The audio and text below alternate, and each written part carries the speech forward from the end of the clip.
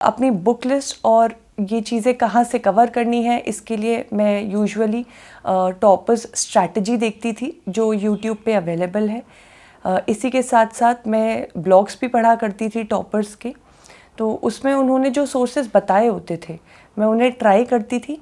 अगर मुझे लगता था कि वो मेरे को समझ आ रहे हैं और मेरी स्ट्रैटेजी में फिट इन हो रहे हैं तो मैं उनको अडॉप्ट कर लेती थी।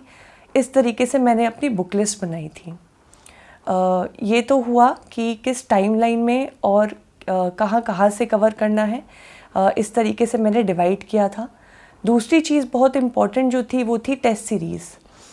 मैंने टेस्ट सीरीज़ अपने सेकंड फेज़ में देना स्टार्ट कर दिया था जब मेरा ऑप्शनल कुछ हद तक कवर हो चुका था और जीएस भी मैंने ऑलमोस्ट 20-30% कर लिया था। तो मैंने टेस्ट सीरीज़ ज्वाइन करी थी। आइडिया था कि प्रीलिम्स से पहले एटलीस्ट मैं 4 या 5 टेस्ट ऑप्शनल के और जीएस के लिख लूँ ताकि वो एक कॉन्फिडेंस आ जाए कि अगर प्रीलिम्स क्लियर होता है तो उन 2 महीनों में मेंस हो सकता है। इस तरीके से मैंने टेस्ट सीरीज़ को अप्रोच किया था। और तीसरी इम्पॉर्टेंट चीज़ मेरी स्ट्रैटेजी की रही थी नोट मेकिंग। मैंने सिलेबस के हर एक वर्ड पे अपने खुद के नोट्स बनाए थे।